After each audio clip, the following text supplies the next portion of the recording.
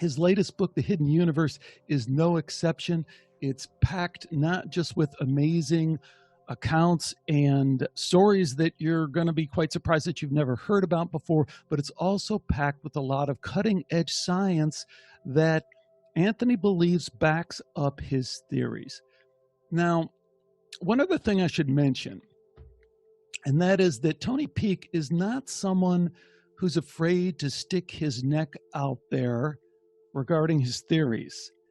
And I kind of like that, really, because if you really listen to what he's saying, I think what he's saying is not that he has all the answers, but more that unless somebody sticks a stake into the ground and says, hey, it's not just about stories, here's what I think this stuff leads to. Unless somebody does that, we can't really pull it apart. So we all realize that we're probably wrong about all this stuff that the greatest minds have thought about since as long as there's been a human being on this planet.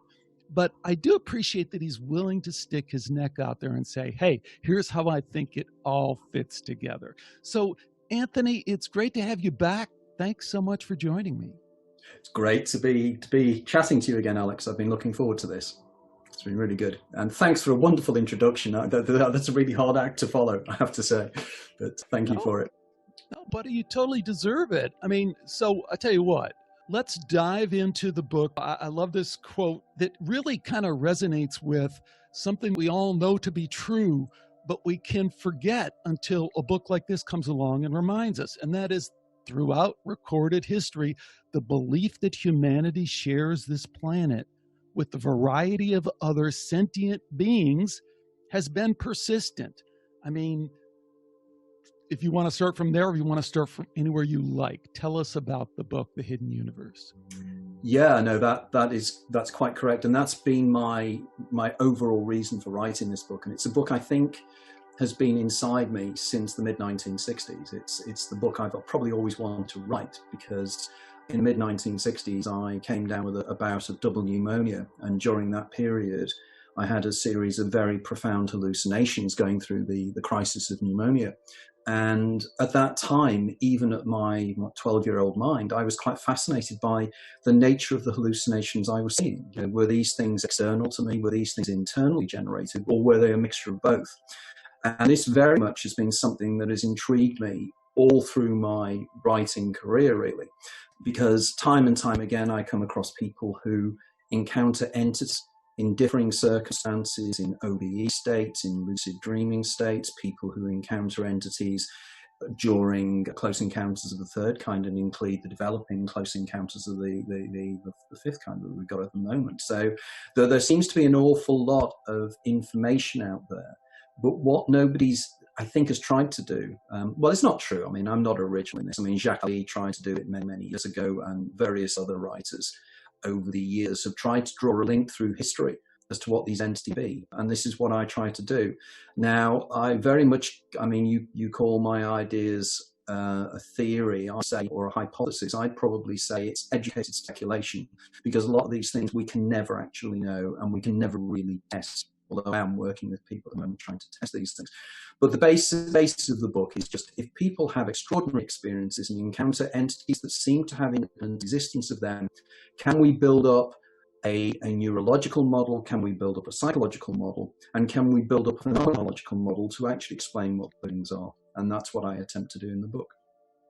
Well, tell us more, though, because that's a good starting point. But the book really jumps in with both feet about the entirety of this extended realm that does seem to crop up all over the place. So whether it's magic and spirits and shamans, like you said, or whether it's afterlife experiences and near-death experiences, or whether it's the ET experiences, I mean, you do kind of take us through this history in order to get us to the point of some of the breakthrough science that you think is influencing you the most right now. So where do you want to start with that? I think the magic and spirits and shamans thing is something that's really interesting because it grabs a lot of people's attention right now. There's a lot of people really interested in magic right now. A lot of people really interested in the occult right now. And I got to say, I think that we haven't quite thought that through all the way, particularly if we mash it into simulation theory and afterlife, near death stuff. I mean, there's just so many things to pull apart here, Tony. I hardly know where to begin, so I'm kind of flustered. Okay, I'm happy to do that. I'm happy to do that. The first thing I'd like to make the point is that kind of the starting point, the starting premise of the book involves an experience my mother had when she was starting to develop Alzheimer's. And one day she phones me up and she said she'd experienced a very strange incident on her way onto the local village that we used to live in near Liverpool. And she said that she was walking back with my aunt. My aunt stopped to tie her shoelace. And when my aunt was tying her shoelace, my mother looked up and said what she described as seeing a smoke ring hovering over a local factory. She then said the smoke ring started to revolve and then shot off towards North Wales. And she asked me what she'd seen. And I said, well, I don't really know, Mum. She's not into UFOs. She never has been. It's not the kind of thing she's ever been interested in. And she was a lady in her late 80s then.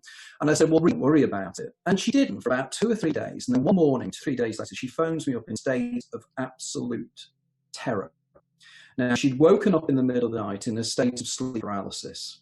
She said she couldn't move properly, but she was looking towards the door of her bedroom. Now, she lives alone. She's a widow. Now, what is important here, and the important caveat is that she'd lost her eye with malignant melanoma many years before, and her other eye, she was developing various problems. So she was partially sighted, which is important as I move on with this. She said she looked towards the bedroom door. She noticed the bedroom door was open, and then she saw, as she described it, 3 spindly fingers come around the edge of the bedroom door, and this creature pop its head around the door. And she described it, and the description is uncanny. She said it had large black eyes, like an insect. She had 2 holes for a nose and a slit for a mouth, and it looked at her and dodged back, as if, it had seen her. She wakes up, and she said, Tony, what did I see? And I said, well, it's intriguing. I really don't know, Mum, because I didn't want to worry her. But clearly in a state of hypnagogic or hypnopompic state, and in a state of sleep paralysis, her doors of perception had broken down to such an extent that she was perceiving something that ordinarily, under ordinary circumstances, she wouldn't have experienced. But it was her description of it. And of course, I was immediately reminded of the book cover of the Whitley Strieber book Communion, because it was a classic grey. It was an archetypal grey. Now, I then started to research into this, and I wasn't aware of this anyway, but when I started to really research it, I discovered some quite interesting facts. Like, for example, in 2017, in northern India, there was a cave discovered underneath of 2 villages in northern India. And this cave had not been open for 10,000 years. They carbon dated various things to know this was the case. And the creatures that are depicted in this cave are the creature that my mother saw. Then you go on about, Graham Hancock, and Graham Hancock in his book Supernatural, and in this he describes his own experiences in the Junction Shelter in the Drakensberg Mountains in South Africa. Here again, we have very similar creatures that are actually drawn on the cave walls. Now, what intrigues me here is that there's an elderly lady in the UK, there are people in India, and there are people in southern Africa. And then again, as Graham Hancock says himself, you look at the Lascaux caves and you look at Peshmerga, everywhere else, these entities seem to be drawn everywhere. Now, the counter-argument to this is, they were more primitive than we were, these people. They didn't know how to draw properly, or they were doing idealizations. Now, the argument here doesn't stand up for me, because these ancestors of ours, their brains were exactly the same size as ours. Clearly, they knew how to depict bison and other animals. So clearly, whatever they were doing, it was not just an abstraction. It was something more. So the question for me was, what are these entities and what are these beings? And if you start to carry forward, you find certain themes that take place. It seems to involve darkness. It seems to involve people in caves or in areas where darkness is around. And I argue this is because in darkness, the pineal gland generates melatonin. And I argue that there is a good case to be made that the pineal gland actually synthesizes endogenous melatonin into another substance. And that other substance, I believe, is dimethyltryptamine. I believe let's pause here for just a second to bring people up to date on what you're saying, because I mean, there's already 10 jumping off points from what you've talked about. It. We'll get to as many as we can, but this is really interesting science that you bring out in this book, and you connect it in some very, very powerful ways. I don't totally agree with all of it, but I'm taken aback and really have to pause with some of it. So here's the background I wanted to lay out for people, and correct me if any of this is wrong.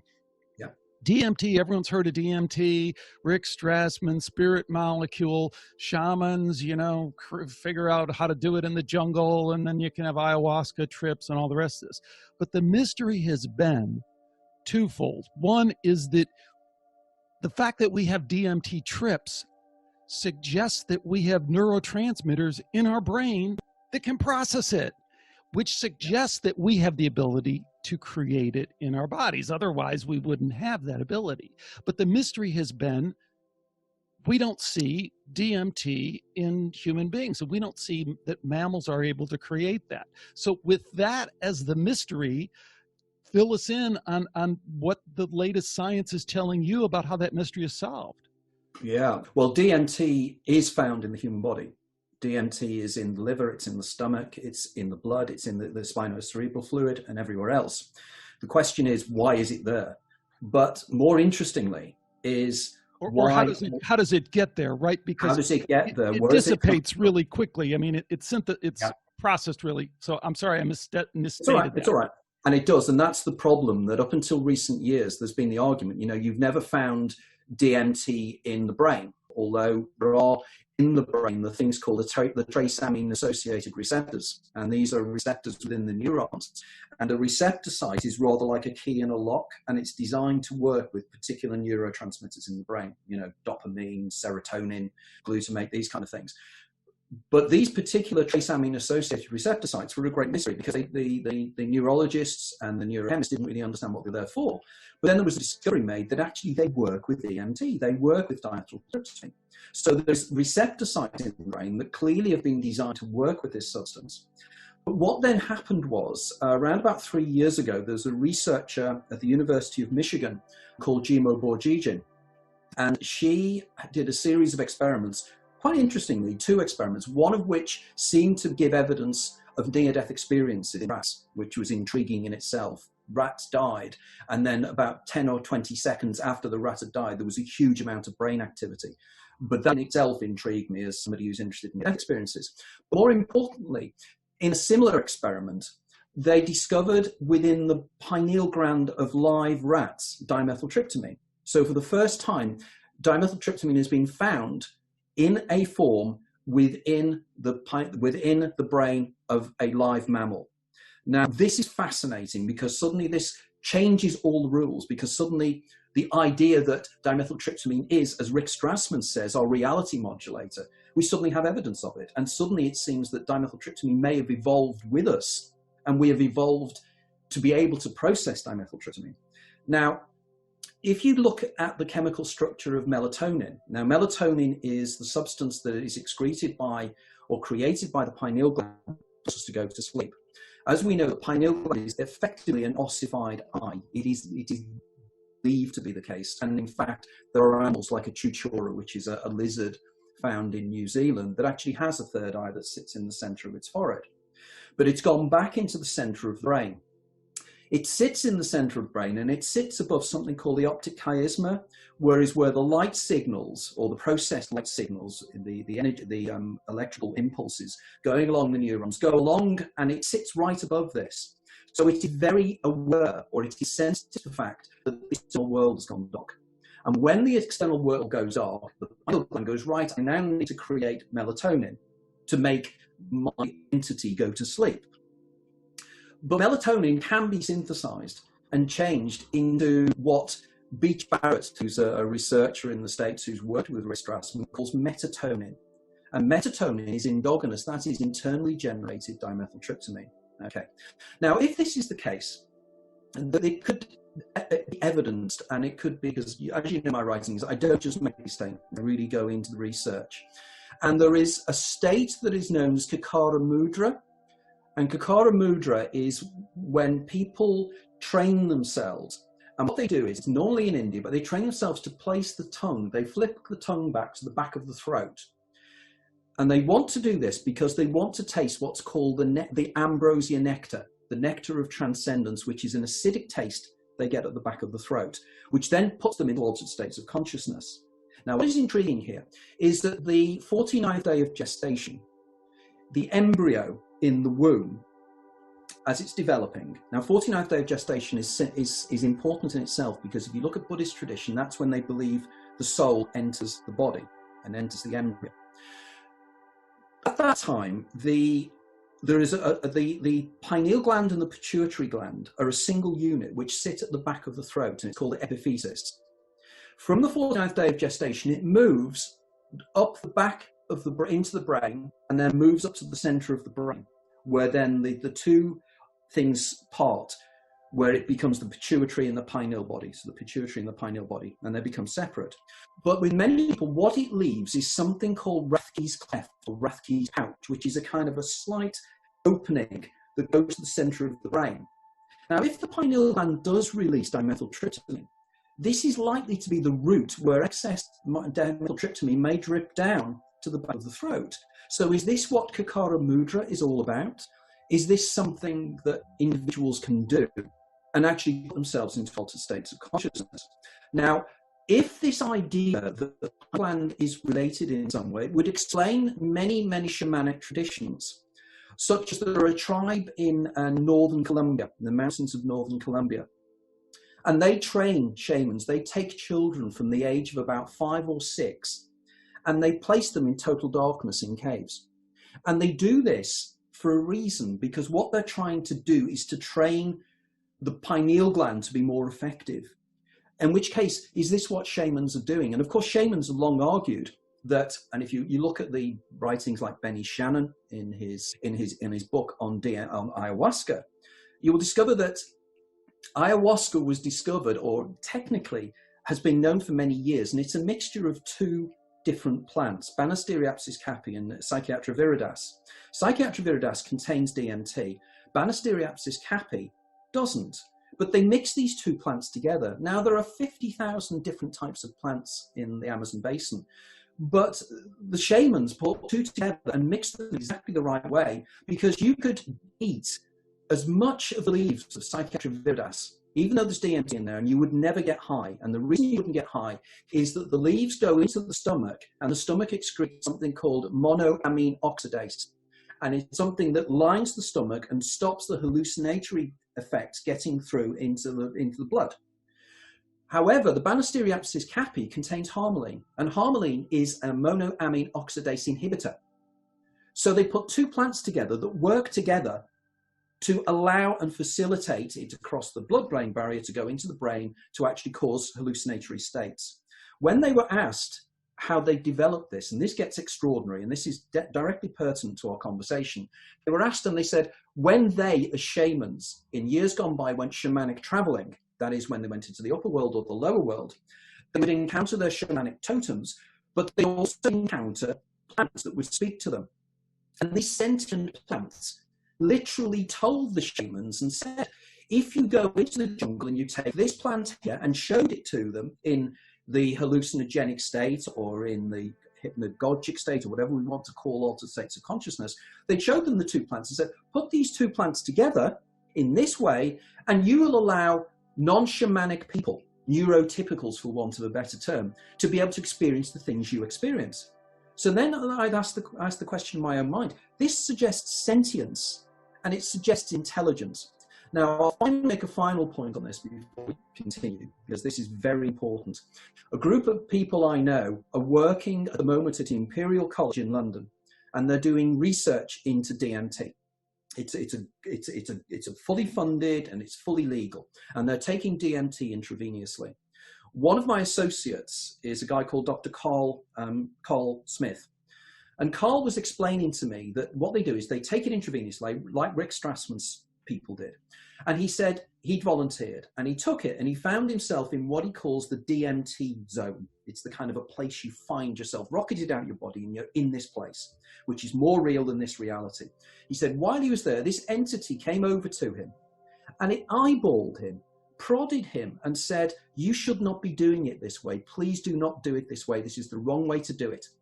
And it backed off again. He then comes to, 2 weeks later, he takes another DMT trip, ends up in the same place, and exactly the same entity comes over and says, I told you last time, do not do it this way. Extraordinary. You know, and as he said to me, this means that this entity was doing things and had motivations that were counter to what I wanted to do, because I wanted to do it that way. And all my team wanted to do it this way, but this entity is saying, no, you can't do it this way. It's the wrong way. Intriguing. And my idea is, what are these beings? Are they part of us? Are they part of our subconscious? Are they Jungian archetypes? But if they are, they seem to have a degree of independence. And that's where I come up with the concept of the egregorials. Yeah, there is so much, so much. We're just going to do the best we can. I'm going to stop saying that because it gets a little old. You know, one of the things that you touched on that I thought we might dive into is the question of reality, because we have to remind people that on this little journey that we're on here, we are so past materialistic biological robots in a meaningless universe. I mean, we've left that completely aside, which we should, but it's interesting to know that that's where we're kind of held by our science. Now, one of the things that you're saying about reality, and we've had some interesting people on this show say the same thing, and that is, we are somehow, in some way, co-creators of that reality, number one. And that number two, something on the order of a simulation, although that's a really touchy word and we don't really know what that would mean, and simulation of what, and infinite regress, but something on the order of a simulation in some way seems to better fit the reality information we keep coming back to. I think there's also the issue of augmented reality and augmented consciousness, where technologically we see through strong AI that we are right on the cusp of augmented consciousness, and that we may be on the cusp of augmented reality. But this is one area that I think we're going to have to pack back into this discussion. I don't know if now is the right time to do it. Well, I think so, yeah. I think so. This is something that has intrigued me for a long time. I mean, from my book, through to Opening the Doors of Perception, to this latest book, this is very much a theme that's been intriguing me. And again, I like to do the science of this. I like to know why it is coming to these conclusions, that at its basic level, reality, for want of a better term, is digital in nature. Why have we concluded that? Well, of course, the first question is that we know that space, the solid objects are 99.9999999999996 empty space. And what is inside that empty space are literally quarks. You know, effectively, you know, it's an up, down, and it's a down quark. It's either two down quarks and one up quark, or two up quarks and one down quark that make up the proton and the neutron. Then we have the electrons that are whizzing round. But within inside the atom, there's mostly nothing. And the only reason we don't fall through the floor and everything else is electrostatic repulsion on the edges of atoms themselves, the molecules. So with something brings something solidly together. And of course, that's human perception. Now, if you then hold on, because that might contradict with what you said before, right? And here's where the backdoor materialism gets in, and I really wanted to get your opinion on this, because on one hand, we can talk about the sentience in this extended realm. So I'm calling it extended consciousness. You're talking about something outside of consensual reality. We're really saying the same thing.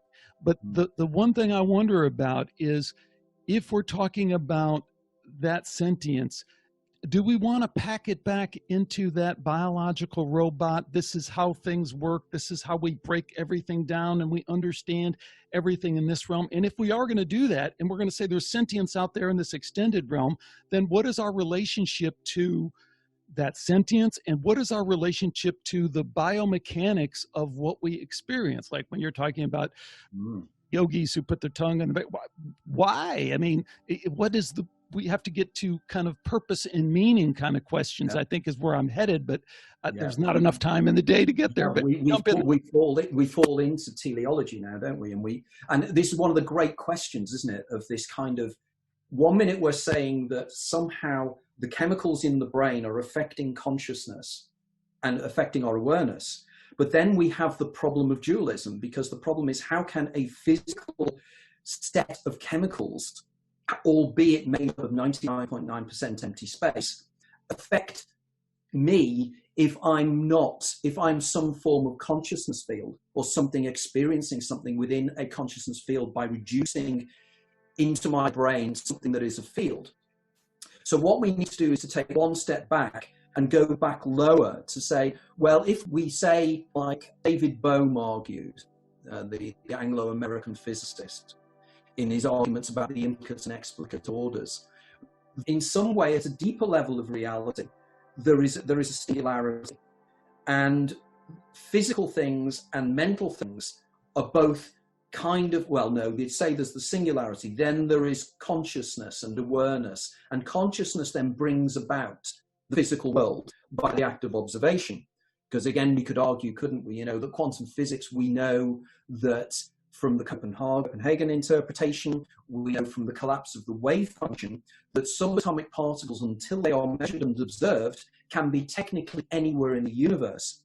And there's a statistical chance they could be anywhere.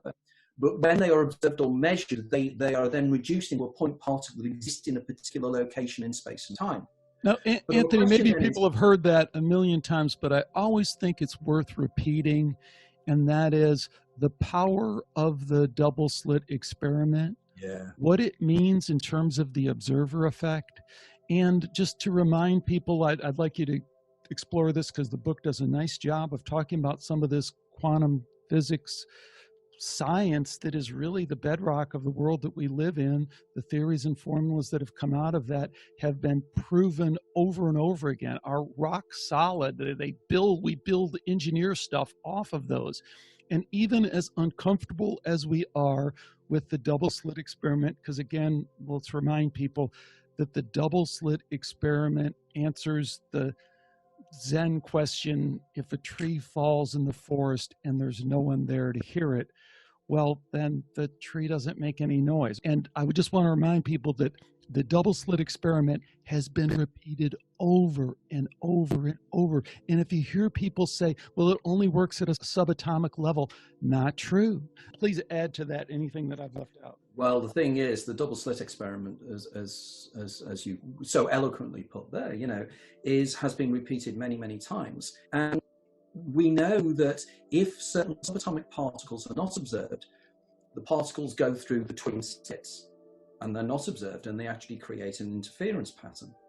Whereas if you put a measurement device on one of the slits or one of the other slits, and you fire single photons or single electrons through, they go through one at a time, as if they know they're being observed, and they're reduced to point particles.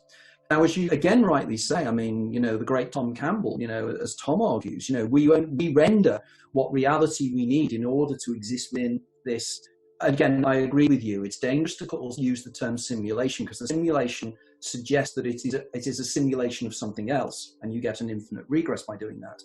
But if we'd say that the true nature of everything we perceive is actually information, and that everything is made up of information. And again, I'd strongly advise the writings of somebody like Vlatko Vedrel. He's very useful in this. He's one of the top young quantum physicists that is coming up at the moment. But you don't even need to read Vedrel, you just need to read some of the latest work of Stephen Hawking. You only need to read Stephen Hawking's work on Hawking radiation, the way in which information cannot be lost, what happens if you throw a computer into a black hole, because it's an enclosed system, and we know that information is energy.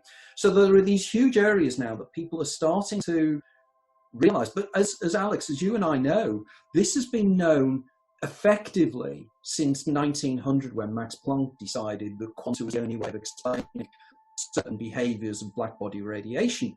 But we also know, say, from 1925, 1926, Max Born, the Schrödinger equation, all these things build up to the fact that reality is definitely not what we think it is, and there is a direct relationship. And again, the idea, as you again say, that these weird effects are only seen at subatomic level is nonsense. You know, there's a guy called Anton Zeilinger at the University of Vienna that's been doing work on this over the years, and they've been doing the twin slit experiment with buckyballs. Buckyballs have 60 molecules in them. These are big molecules. These are things that are almost the size of a virus. You know, I don't know what numbers, but they are still getting bigger and bigger. And we have still yet to find the borderline where Newtonian physics takes over and quantum physics. And of course, then we have the mystery that quantum physics and Einsteinian physics, which deals with the very big, they don't work together. The math doesn't work together. So there clearly is a mismatch with what we think is really happening. And the point really here is that I think that the major issue here is understanding that everything is a field and there's a consciousness field. And I'm slipping here now into the writings I've done, and have contributed a couple of chapters to books on NDEism and the idea that we're all conscious experiencing itself subjectively. And there were like emanations of information of consciousness, which I wrote a book a few years ago with Ervin Laszlo. And of course, Laszlo has his idea of the 0 point field, the field, which again you touched upon before, that these effects are actually seen just as you get slightly above absolute zero. Suddenly all kinds of weird effects start taking place as well. And the 0 point field suggests that empty space is not empty at all. It's not a vacuum, it's a plenum. It's absolutely full of seething things that are coming in and out of reality. And again, you know, read the books on quantum physics these days. We have what's called virtual particles. These are particles that don't exist, come into existence for a billionth of a second, and then disappear again somewhere else. 94% of the universe is missing. It's dark matter or dark energy. We don't know what it is. That's why we call it dark matter and dark energy. So we are in a similar position in our science to where the scientists were at the turn of the 19th to the 20th centuries. We are suffering from this hubris. You know, the guy Michelson made a statement. He was opening up a new laboratory at the University of Chicago in about 1894. And he made this incredible statement. And he said, there's no need for science in the future because there's only 1 or 2 little issues we've got in the future. Other than that, we know everything. And all scientists are going to be doing is calculating to the 6th decimal point. And then Max Planck in December 1900 came up with his idea that energy was quantized. And suddenly it all changed. Then in 1905, Einstein comes up with his wonderful year where he wrote 3 papers and exploded everything. But we're still nowhere near understanding. But now you still have scientists standing up saying, we understand things. But we don't. David Chalmers, consciousness. How does inanimate matter in my head, in Alex's head, reacting with electricity, how does it create Alex, his hopes, his dreams, his aspirations, his fears? Similar with Tony here, similar with all the listeners out there. It's the hard problem. We're not even at first base understanding. Well, yeah, I totally agree. And I just kind of always have to resist the hard problem. What's the easy problem? There is no easy problem. Well, the problem is how the brain works. And I guess my point on that is we don't really understand how the brain works, and we already kind of touched on that. We have all this seemingly contradictory information. We don't know how memory works, and our neurological models of memory fail. As you say, it's all about white crows and black swans. I love that quote in your book. Yeah. So you can bounce along with your little neurological model of memory until somebody comes along with a theory that completely blows it out of the water, such as out-of-body experience or other provable psi phenomena. You know, even take Dean Radin's 6 sigma result on presentiment. It completely destroys our neurological model of memory. So there is no easy problem. But I tell you what, we are going to shift gears for just a minute because I want to shift focus over to the afterlife just as another lens with which to look at the same issues that we're talking about, because you have a lot of interesting things to say about the afterlife, and we've already talked about the DMT connection to near-death experience, but I did want to kind of pin you down and get your opinion on some ways that I kind of wonder whether that is a good fit for the data we have from the near-death experience science. And I'd start by pointing out a couple of things, is that I appreciate what they did at the University of Michigan. I think it's very important. I think the way that you summed it up is the best that I've heard anyone else do it. And the reason for that is because you have this expanded consciousness kind of worldview. What I hear so many times with people who look at that data is they want to use it as a debunking exercise and jam things back into this kind of materialism, which clearly doesn't fit. So if I look at, for example, the research of Dr. Jeffrey Long, who is one of the near-death experience scientists, but all of them agree that there is an extended consciousness realm here. But my point is that the near-death experience data is in the experiencers themselves, and we start hearing those accounts. And in those accounts, I think there's some important ways that we can't completely resolve with the DMT explanation. And I'd like to lay out 4 of those for you, and then we can talk about it. But the first one is the continuity of experience. So a lot of people, a lot of the near-death experience accounts begin before death, are there during the death, and it continue after the death, and then are finally and even go after they return to life. So this doesn't it doesn't contradict your book or your conclusions, but it doesn't fit well with the DMT burst for the mice, except that the DMT experience, as we know, is outside of space-time. So now we have, but we can't really pack that back in either, because we can't have it both ways. We can't say, well, it's outside of space-time, so then it can transcend any kind of space-time. And then we say, but also we found it in these rats here, and it's 10 seconds after. We have to somehow massage that, and you get what I'm saying there. Yeah, no, I do. The second point, I think, is even more important and interesting and challenging at the same time, and that's that the accounts from the near-death experience suggest a unique kind of journeying. And I think you have some great information in the book on some unique kind of journeying associated with, for example, certain shamanic experiences. Everyone sees the purple leopard, or everyone sees the snakes, or Terence McKenna, everyone sees elves. But in this case, everyone is having, and not, you can't say everyone, forgive me, people don't jump on me about everyone, but there seem to be unique, very common elements to the NDE journey. But here's the kicker that I think I really want to interject into the conversation. It'll launch us off into, I think, for me, one of the most important points in the whole thing, and it's the big follow-on question to the book, is that the journeying of the near-death experience suggests a hierarchy of consciousness. And I think you're already there when you talk about the sentience that is in the shamans. It says, hey, stick these 2 plants together and something's going to happen. Well, in the near-death experience, people say, I encountered God. And they say, well, I don't have to call it God, but for all the ways that I've always heard about God in my life, this is it. It's a higher level. It is something to inform and educate me. And it also says there is a moral imperative. And there is something like a life review. And what you do does matter.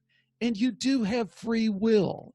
So to me, these are the points that are the big takeaway here, that either have to be, worked out of it with other data that pushes them off the table, or we somehow have to work that into beyond simulation hypothesis kind of thing, because simulation hypothesis leaves us very stark and clinical, and the near-death experience doesn't. So I know I've laid a lot on the table there, but take over and let's talk about the moral imperative and life review. We can do it probably systematically, in the sense the first thing is about near-death experiences themselves. Now, I would argue, and I know people would criticize me on this, that the word that in the 3 words near-death experience is the most important is near. It's a near-death experience. In my previous books, I actually use the term a real death experience, or an RDE, where somebody actually dies. Now, I will stand corrected on this, but I know of no evidence where somebody actually has literally died, and has died in the literal sense. What does that mean to you when you say literal sense? This is the problem, isn't it? When you start discussing what do we mean by death, when does death take place within the brain? When does death actually happen? But there is a point where presumably the brain ceases to be able to process the information field. Man, I've wrestled every skeptic in the world to the mat on this. The best scientist on this is a guy named Dr. Sam Parnia, formerly at Cornell. Do you actually know that Sam's experiments at Southampton University and his whole exercise that he did to discover out-of-body experiences and various other things that took place? I can't remember what it was, the actual project was called. The AWARE project. That was it, yeah. Awareness after resuscitation, wasn't it? Yeah. Right. And just to fill people in on the backstory, and the reason that both of us are drawn to his work is that independent of him being a near-death experience researcher, he's one of the leading authorities in the world on resuscitation. And as far as an area of medical science we'd want to look to answer that question of did they really die, a resuscitation expert would be the guy we'd look to, because that's what he does on a day-to-day basis for kind of standard mainstream medicine and medical science. And if you look at what Sam is saying now, as opposed to what he was saying 2 or 3 years ago, is that he has now come around to the idea that clearly the evidence from his AWARE study suggests that consciousness extends beyond bodily death. And he's very emphatic about talking about what you're saying, but in a different way. He says, I would not call these near-death experiences. These are death experiences. In every way, historically, and with our present medical science we have, these people, some of them, a large number of them, are considered dead. So what a lot of the skeptics want to do is kind of do this pleading to the God of the gaps thing. Well, at some time in the future, we'll find that the brain isn't really dead, or the rats in Michigan will, show that. We do not have in our medical experience to this point any indication that any of that will happen. So that is just pure speculation. And what we do have are brains that shouldn't be able, in any neurological model that we understand, shouldn't be able to produce consciousness. And we have the experience of the out-of-body experience and the NDE experience. So that's my read of where we're at.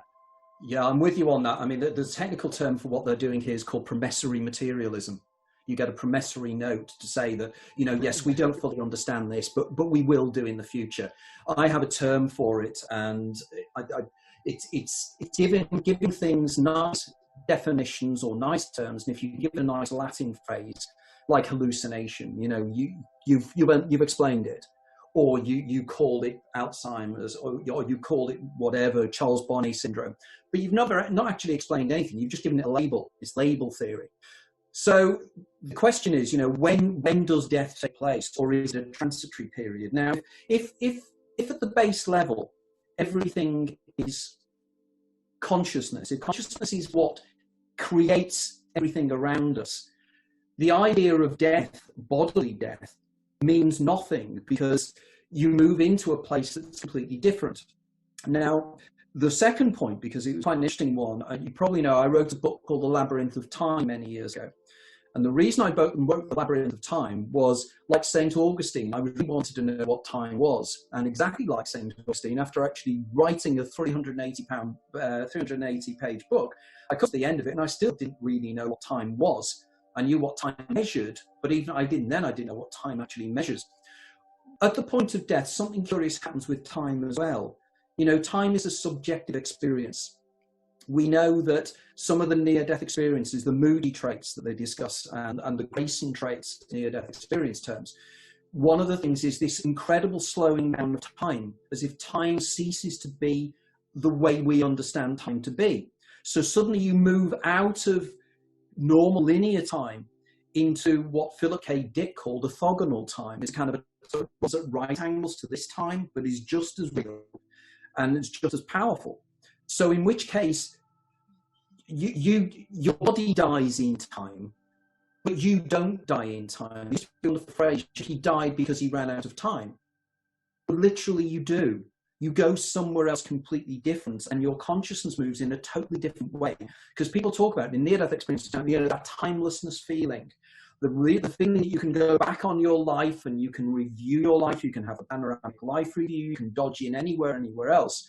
And to me, this reminds me, analogously, of if you're looking at a CD-ROM which contains a computer game, a third-person computer game, where, you know, there's a whole storyline, or even better, an old vinyl record. You look at grooves in a vinyl record, and if you're actually in the groove, you follow the groove. But looking down at the record, you can see the whole thing.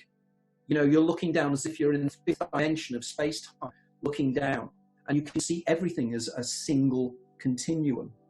Well, you can bring it back to that example, but what you do in the book grabs us even more, in that you point out from the shamanistic, in the broadest sense of all different wisdom traditions, are all talking about being outside of space-time, and there's a lot of common characteristics. And then ET, which we're going to talk about in a minute, I'll hopefully dive into deeply, also seems to be outside of space-time. So, I mean, take the DVD thing, or, you know, that's fine, but I like what you were saying before about the ayahuasca, when the shaman goes to the forest and says, look, you're back there in space-time. Now, here's how you can manipulate that a little bit and kind of get a little bit into my world. And then when you duck into that other world, like the other story you told about the research being done in the UK, it does seem to be out of that, and then we come back in it. So that leads to a bunch of questions about who we are inside of this consciousness, whether we are special, whether this moment matters. And the working hypothesis I've been having is that there's a lot of room at the top. You know, Richard Feynman, the inventor of nanotechnology, made famous the quote that there's a lot of room at the bottom.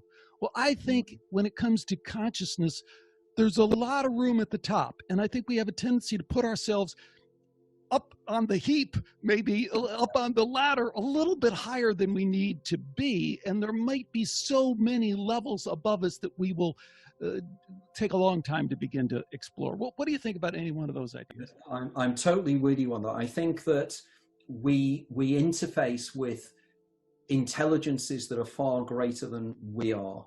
And, you know, it's like the Dunning-Kruger effect. You don't know the level of your own ignorance because you can't. You can't know what you don't know.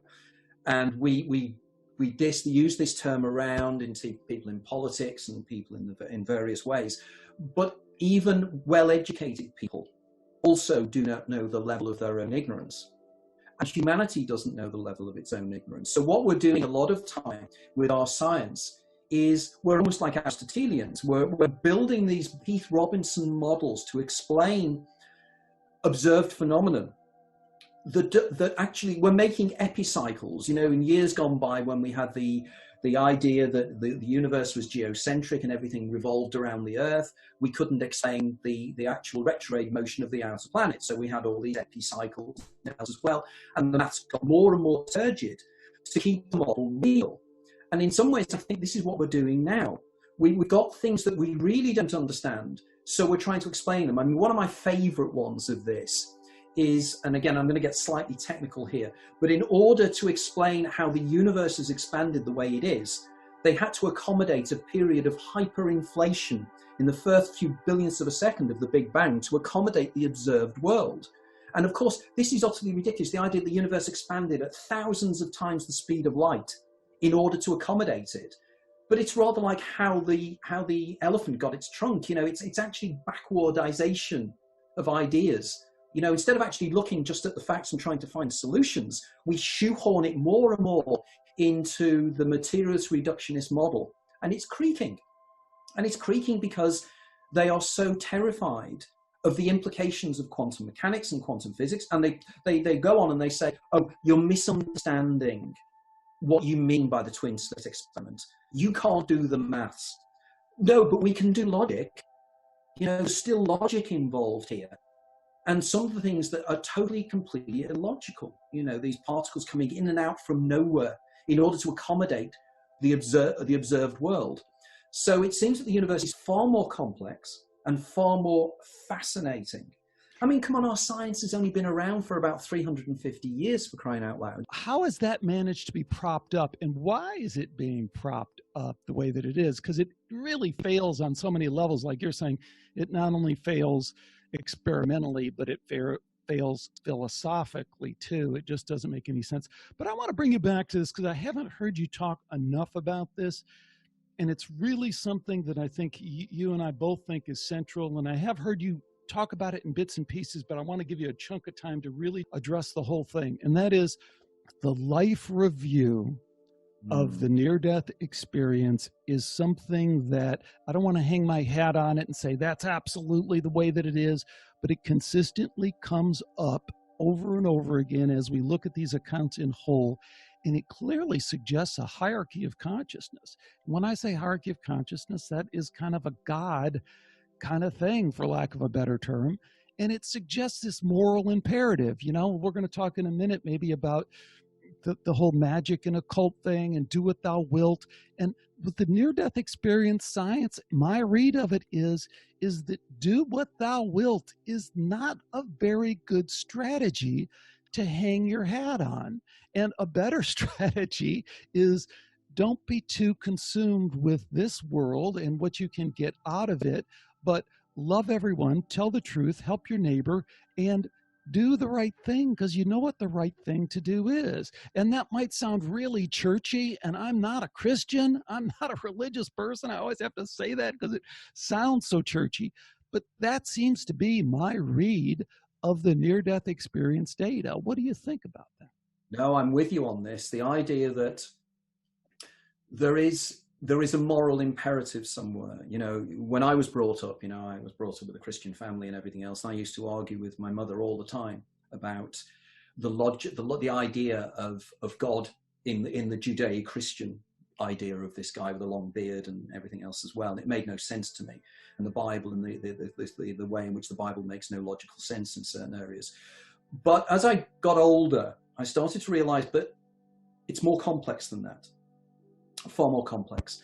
It's about morality and to do good. And in this, I always cite the movie Groundhog Day. And in Groundhog Day, there's a profound message in there. By the way, I've interviewed my own podcast. I've interviewed Danny Rubin, who wrote it. And Danny always says that the philosophy there, he's discovered the philosophy himself, but that wasn't his intention in the first place. But nevertheless, it has some very interesting ideas because, Connors, he lives the same day over and over again. And every day he has more knowledge about his environment, whereas everybody else doesn't. And he uses that initially to his advantage to bed the girl and to do all these things. But then he goes in, it's almost like Maslow's hierarchy of needs. He fulfills his sexual desires. Then he needs to educate himself. So he teaches himself foreign languages, how to play the piano. And he's developing as a human being. He's moving away from that kind of basic, I just want, and all I can. And he moves in and he starts to educate himself. And then he starts to realize that he can actually do good. For doing good's sake, he can run round the town. He can be under the tree when the little kid falls out of the tree. And suddenly he's as if he's developing as a human being. Over many lives, he's developing more as a human being. He's playing the game, as it were, like a computer game. And he's playing it time and time again. And he's getting it better and he's getting it better. And in my concept of the cheating the ferryman, I argue that this may be what life is. That, that before we die, in the split seconds before we die, we run all the potential lives we could ever run in the same way as Groundhog Day. And in which case, but then the question has to be asked, and it has to be asked, and it cannot be avoided. Who decides in the movie that Connors is allowed to move on to the next day? It suggests that there is an intelligence outside of the simulation, outside of the Truman Show, whatever we want to call it, that is somehow watching over and developing and judging in some way, not in a kind of a judgmental God of the Old Testament way, but judging almost ourselves. Because we know that when we do something good, you get that kind of feedback feeling that's indescribable. You stop and you give somebody who's desperate some money, and you suddenly feel, and it's not because you're doing it selfishly, you just have this feeling. And if we are all one consciousness experiencing itself subjectively, if God is really what they say in pantheism, which is the collective everything that we all are, and that we are all emanations of God, and I'm going to be profoundly Gnostic here, that we are emanations of God, shards of the pleroma that are located within the kenoma, within the simulation, but we have forgotten who we are, and we don't know who we are. But we can't know who we are, because if we do, we wouldn't follow the route that we follow. We have to learn by our experiences and by our doing. Now, one of the things I'll be planning to do in your family's home country, I'm a Grecophile, by the way. I absolutely love Greece. This is why I asked you earlier on about your background. Got married in Greece and everything else, and I go twice a year, and I've been going once or twice a year for the last 45 years. My book is about to come out in Greek. 2 of my books are coming out in Greek in a few weeks' time. And what we're going to do is to try and recreate Plato's cave and the myth of Plato's cave in Greece. And I found, get this, Alex, I found the location that they think Plato based Plato's cave upon. It's just outside Athens in a hill called Lycabettus. And it's the cave. Tony, pause for a second and tell people the story of Plato's cave, because I think a lot of people know that they should know, but don't know the story. So tell them about Plato's cave. Okay. Plato's cave is the idea that there's a group of prisoners, there's a group of people rather similar to the children I mentioned earlier on with the tribe in northern Colombia, and their whole life they just existed in a cave, and they're chained to chairs or whatever, and they can only look at the back wall of the cave. They can't move their heads, and all they can see is a back wall. Now, this is allegory. We're not saying allegory. It's not real. It's an allegory. Yes, it's Plato's way of showing how our senses can fool us. Okay, and what he says is these people are chained and they're looking towards the back of the cave. Now, behind them is a raised walkway like a bridge, and people walk along that walkway with cardboard cutouts, shapes of horses and trees and cows and people and everything else. And then the other side of that is then a source of light, like a fire or something. So you can imagine what happens is that the shadows of the people going across the bridge are actually reflected on the back wall of the cave. So the people that are the prisoners see the shadows on the back wall. Now, because they've never experienced anything else, that's what they believe reality is. And in many ways, this is, I think, the trap of materialist reductionism. We tend to think that the shadows on the cave are actual reality. Now, because that's all we can see. That's what's most. Because all we know. That's what our senses tell us. But we know from the research into how the brain functions, we know that the brain recreates in time, behind here at the back of the brain, in the darkest part of the brain recreates the visual experience. The visual experience is not one-to-one. You know, to believe that is to be caught in the trap called naive realism. We know that that's not the case. I call it electromagnetic chauvinism. The idea that we believe that what we see, the tiny bit of the electromagnetic spectrum that we see, is what is actually out there. And of course it isn't. So going back to the analogy, what happens is one of the prisoners manages to break his chains and looks round and gets up, walks past the bridge, walks past the fire, and walks to the entrance of the cave and sees reality as it really is, sees what the Gnostics would call the pleroma, the reality behind the reality. What people do when they extraordinary experiences like near-death experiences, out-of-the-body experiences, dimethyltryptamine experiences. But then they come back. He comes back to the fellow prisoners and he says, hey guys, this is not it. I've seen it, what it's really like. And of course they turn around to him and say, you're insane. You're completely insane. You've got it completely wrong. You're mad. And of course, this is the human condition. The tragedy is we say these are hallucinations, another label. You know, we don't know what hallucinations are. We don't know why the brain creates hallucinations or anything. So you cannot say that somebody who has an extraordinary experience, like an out-of-body experience or a near-death experience, that's no more real than this is, because technically they're all brain created in one way or another. But then we have the problem, brain created. How does the brain create anything? Because the brain is still empty space and the brain is inanimate and everything else as well. So then we have the ghost in the machine. Then we have Cartesian dualism, we go down the Gilbert-Ryle route, and we have all these problems. But if consciousness is everything, we don't have dualism. Real briefly then, the last topic I had, and we're not going to have time to cover it thoroughly, but the whole ET thing is extremely fascinating to me. And I know there's a lot of different ways to cut it and to look at that data. On this show, we've looked at it cross-culture, cross-time, and it seems to hold up. Dr. Artie Six-Killer-Clark is somebody I brought up on the screen, and Native Americans and star people throughout time, multiple species, multiple agendas. Also, we have all sorts of accounts of basically the ancient alien theory, which a lot of people don't like, but seems to hold up well. We have the involvement of our government in these programs, and I talked to Richard Dolan at length about that. That seems to be, it's documented in papers and thousands and thousands of released documents. I also had an interesting interview with Diana Walsh-Pasulka, which we won't really have time to talk about, and Jacques Vallée.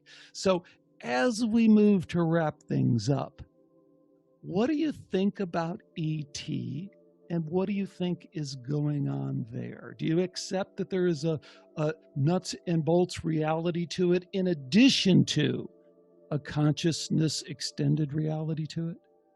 That's the question. I've been interested in UFOs ever since I was about 8 or 9 years of age, and this is the real thing that really puzzles me. Like, for instance, my mother's experience. What she saw was obviously in a hypnagogic state. She was obviously in a state of sleep paralysis, but it had been stimulated by something she saw in the sky. Now, on top of that, it wasn't just, she said she saw this disc in the sky of smoke and it shot off towards Wales. What I didn't finish off deliberately in my description there was, I was subsequently contacted by a friend of mine, and she had actually seen the object about 2 miles away, and she'd seen it on exactly the same time my mother saw it. So this is something that was out there in objective reality, seen by different people, which seemed to be associated in some way with something that was psychological or was using my mother's brain to come through into this reality. So clearly we've got something here, and I really am fascinated by this. As you know, I don't make up my mind about things. I just look at the evidence and go where the evidence tells me. I don't have any preconceptions. I'm not trying to prove anything. Like you, I just want to know, while I've got the time here to understand. But it does seem that there is very much the kind of mythological elements of the entities, the way in which they seem to follow us through history, the way they seem to culturally reflect our society in one way or another, as if they are actually emanations in some way of ourselves. And this is why I use the term egregorial. I use the term egregorial because it's created by the brain, but it's things that use the brain in order to or awareness to pull themselves through from somewhere else. And in some way, they need us and we need them. They seem to be sort of part of us in some way. How that works, I really don't know. And I don't know whether we'll ever have the mental capacity to fully understand this game, because it does seem like a game, as Terence McKenna says, it's kind of like a joke sometimes. Sometimes the creatures seem to be extracting the Michael. They seem to be playing with us, playing with our expectations, almost making the people who've had close encounters look like fools when they tell what happened. And yet these people, why would they make up such a ridiculous story? Except if the entities themselves are having fun with us in some way. I genuinely don't know. And that's what I'm working with people. We're taking this forward now, this whole egregorial concept we're working with. I'll be writing a paper with an associate of mine over the next few months on this very theme. She's a lucid dreamer and out-of-body experiencer, but she's also an anthropologist. So we're working on this, and I'm working with scientists and everything else as well to try and take this forward, because we want answers, don't we? We want to understand, but maybe we're not supposed to. Maybe we're not supposed to. Folks, again, our guest has been the quite amazing Anthony Peake. His new book that you're going to want to check out is The Hidden Universe. Tony, really quickly, tell folks what else is going on in your world. You mentioned a couple of pretty amazing events you have. Yeah. What about those, and what about books and other things? Okay. We're planning for an event in Greece later on this summer when we're going to be recreating Plato's Cave. I'm also, at the moment, it hasn't been postponed yet, or cancelled, but I'll be speaking at this year's Contact in the Desert at the last weekend of May in Indian Wells. Indian Wells, isn't it? I said Indian Springs earlier on, somewhere else, and that will be taking place if it's still happening. But I'll be doing a lecture, and I'll be doing a workshop, and I'll be doing some work and a panel discussion with people like Whitley Strieber and various other people. If anybody wants to contact me, my website is anthonypeake.com. If you are interested in linking up and discussing things with me, I'm very active on Instagram under Cheating the Ferryman 54. I'm also very active on Facebook, and I will normally respond. We have a large international community on both those sites that discuss and debate these ideas. And what else can I tell you? My books, you can get my books everywhere. The books are in most formats. In fact, I'm now working my way through the books in terms of Audible as well. My first book and my book, The Daemon, will be out in Audible, and the book on time is out in Audible, and this book will be out on Audible. We're discussing. Are you recording? Pardon? Are you recording the voice? Oh yeah, I had to audition for them as well. Awesome. I had to audition, but yes, I passed the audition.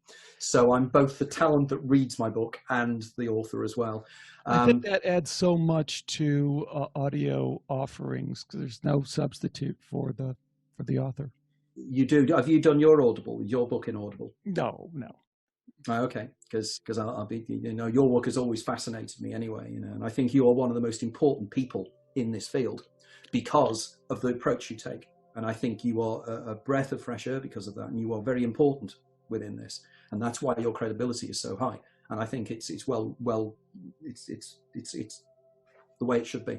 So thank you very much for some excellent questions as well, Alex. Well, that's super nice of you to say. It's been an absolute delight. I will have to do it again much sooner because there's so many things we still have that we didn't get a chance to talk about, but we've already extended your time limit, and my apologies to your wife, and I respect the fact that you realize that you have family issues that also matter. I totally get that and respect that. So my apologies or my gratitude to her for allowing us to take a little bit of your time today, Anthony. Thank you. Verezi, Alexi. Den verezi.